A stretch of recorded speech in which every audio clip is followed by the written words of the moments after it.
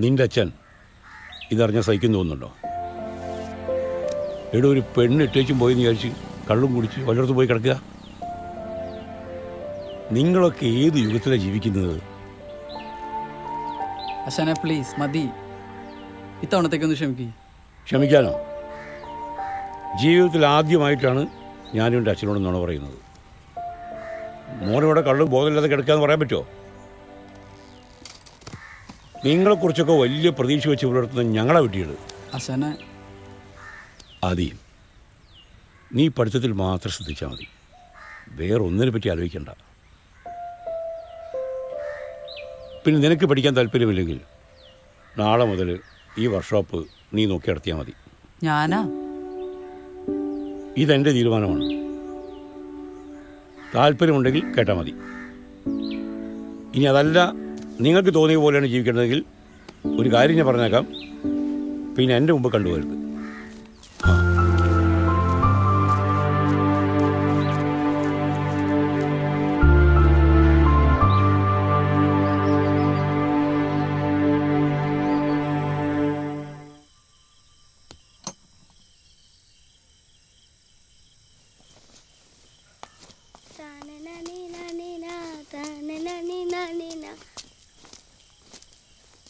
എന്തടി നീ എന്താ ഇവിടെ വന്നിരിക്കണേ? ഒന്ന് പോയേ. എന്താ എന്റെ പ്രശ്നം? നീ എന്നോട് പറ. ഒന്നും പറയാനില്ല. നീ മഞ്ഞോളാന്ന് കണ്ടാകത്തേക്ക് പോ. അപ്പൊ നിനക്ക് മഞ്ഞോളില്ലേ? പറയണ കേക്ക് പോ. ഇല്ല. ആര്യോടാ പറഞ്ഞ എപ്പോ? ഇല്ല, ഞാൻ പോവില്ല. നീ ഇങ്ങ് വന്നേ. എന്റെ കിട്ടൂട്ടാ, മര്യാദക്ക് പൊക്കോ.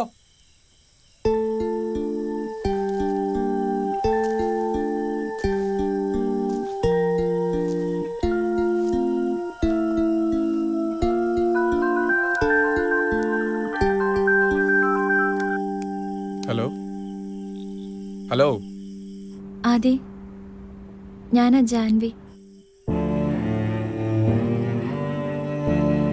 നിനക്കെന്നോട് ദേഷ്യായിരിക്കൂലേ? സോറിടാ, ഞാനൊന്ന് വരാൻ നേരത്ത് നിന്നെ ഒന്ന് ഫോൺ ചെയ്ത് പറയാൻ പോലും പറ്റിയില്ല. മമ്മിയുടെ കസ്റ്റഡിയിലായിരുന്നു ഫോൺ. എനിക്കിവിടെ ഒരു ഫ്രീഡവും ഇല്ല. ഇപ്പൊ തന്നെ മമ്മി അറിയാതെ മമ്മിയുടെ ഫോണിൽ നിന്ന് വിളിക്കുന്നത്. എന്നോട് ദേഷ്യവും പിണക്കമൊന്നും കാണിക്കല്ലേ. സ്കൂളിൽ നിന്ന് പിരിയാൻ നേരത്ത് ഞാൻ നിന്നോടൊരു വാക്ക് പറഞ്ഞില്ലായിരുന്നോ? ഞാൻ ജീവനോടെ ഇരിക്കുമ്പോൾ അത് പാലിച്ചിരിക്കും. എനിക്ക് നിന്നോട് എന്തൊക്കെയോ സംസാരിക്കണമെന്നുണ്ട്, പക്ഷെ മമ്മി എപ്പോഴാ വരുന്നതെന്ന് അറിയത്തില്ല. അതുകൊണ്ട് തൽക്കാലം ഞാൻ വെക്കുക. ഇതുപോലെ ഇടയ്ക്ക് അവസരം കിട്ടുമ്പോൾ ഞാൻ വിളിക്കാം. ഓക്കെ?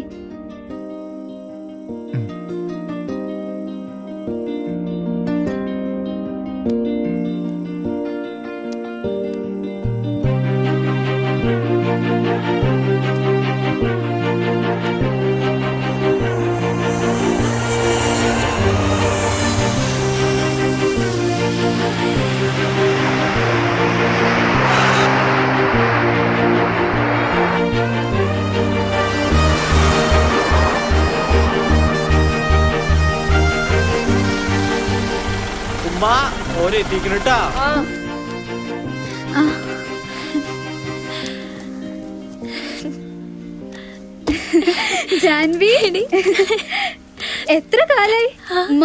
ഇതാ ഞാൻ പറയണ ജാൻവി. എന്താണ് മനസ്സിലായില്ല? എല്ലാം പറഞ്ഞിരിക്കണേ.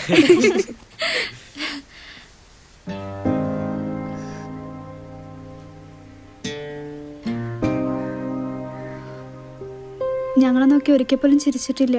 പക്ഷേ ആ കരുതൽ എത്രത്തോളം ഉണ്ടായിരുന്നു എന്ന് വാപ്പ പോയതിനു ശേഷം മനസ്സിലായത്. നീ പോയി ഫ്രഷ് ആവ്, അപ്പോഴേക്കും ഞാൻ നെയ്പത്തിരി ഉണ്ടാക്കാം.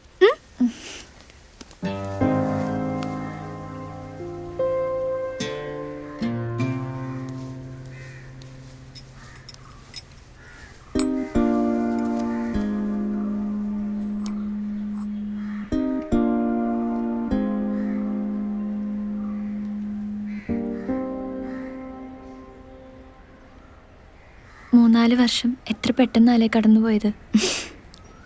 അതിനിടെ എന്തൊക്കെ കാര്യങ്ങൾ. നിന്റെ വാപ്പയുടെ മരണം, എൻ്റെ ഫാമിലി പ്രോബ്ലംസ്, പിന്നെ രാഹുലിൻ്റെ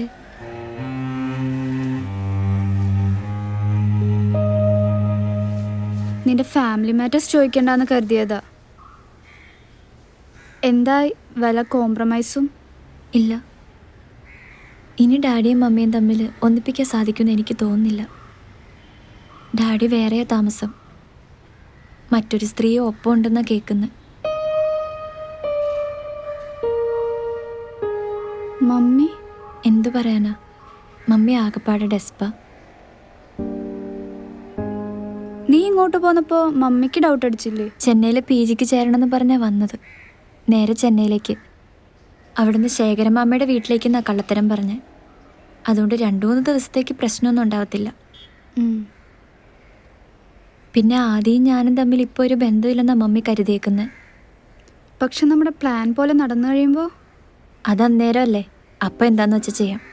നിന്റെ കാര്യം ഓക്കെ, പക്ഷെ ആദ്യം അവൻ പൂർണ്ണ മനസ്സോടെ അവനും ആശാനും കൂടിയല്ലേ എല്ലാം പ്ലാൻ ചെയ്തേക്കുന്നത്. എങ്കിലും നീ അവനോട് ഒരിക്കൽ കൂടി കാര്യങ്ങളൊക്കെ ഒന്ന് സംസാരിച്ച് ഉറപ്പാക്കണം. രാഹുലിനോട് സംസാരിക്കണം, അവൻ ഇതുവരെ സമ്മതിച്ചിട്ടില്ല. അവന് നീ പറഞ്ഞ് സമ്മതിപ്പിക്കണം.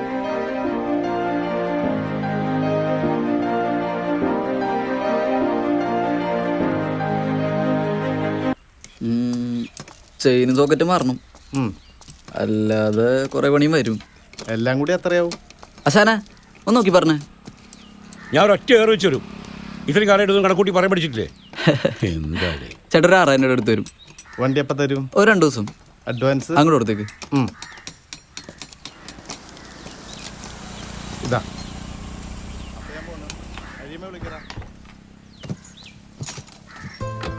അശാനെ ദേ നോക്കി.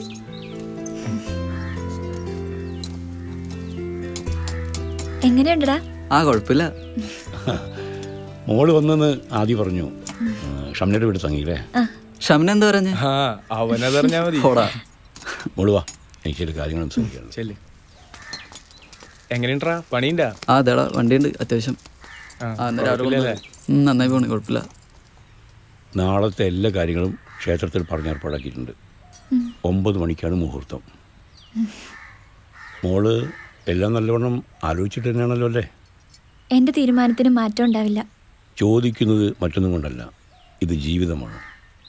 കുറേ കഴിയുമ്പോൾ വേണ്ടിയിരുന്നില്ല എന്നൊരു തോന്നൽ മോൾക്കുണ്ടായാൽ ഇപ്പം കൂടെ നിൽക്കുന്നവരെയായിരിക്കും മോളൊന്ന് പഴിക്കുക. അങ്ങനെ ഒരു തോന്നൽ ഒരിക്കലും എൻ്റെ ജീവിതത്തിൽ ഉണ്ടാവില്ല. കാരണം ഇതെൻ്റെ മാത്രം തീരുമാനമാണ്, എൻ്റെ ഇഷ്ടമാണ്. അങ്ങനെയാണെങ്കിൽ നാളെ കാലത്ത് 9 മണിക്ക്.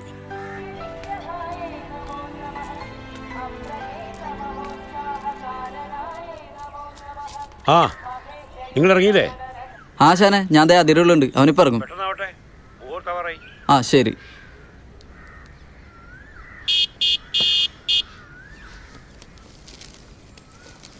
അച്ഛാ ഞാൻ ഇറങ്ങുക. 9 മണിക്കല്ലേ മുഹൂർത്തം? മക്കള് പെട്ടെന്ന് ചെല്ലേ. എന്നാ നിങ്ങൾ അവിടെ അങ്ങോട്ട് വന്നടാ. വേഗം കയറി.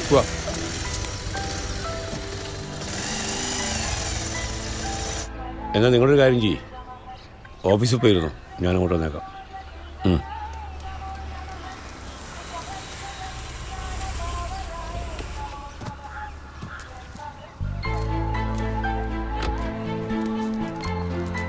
എല്ലാം റെഡിയാണ്, നേരെ ചെന്നാൽ മതി. മോളൊരു കാര്യം ചെയ്യ്, ഓഫീസിൽ കയറിയിരുന്നു.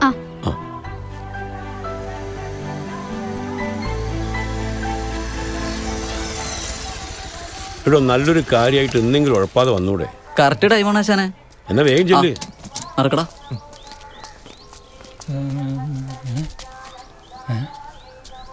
അതെ എന്താ സംഭവം? ഇന്നോട് ഉത്സവല്ലേ? പിന്നെ ഹലോ, അപ്പൊ പിന്നെ ഇവിടെ അന്നദാനം ഉണ്ടാവും.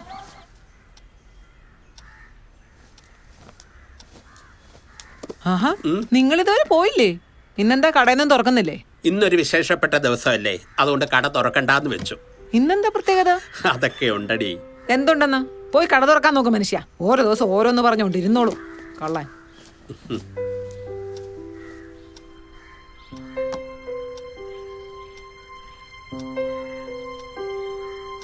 എന്തായടോ? കേട്ടു കഴിഞ്ഞു. എല്ലാം മംഗളായിട്ട് നടന്നോ? അത് ആ ചെറുക്കൻ പെണ്ണതാ പുറത്തേക്ക് കയറുന്നുണ്ട്.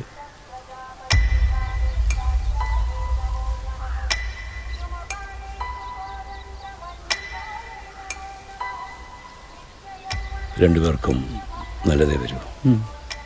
സമയം കളയണ്ട.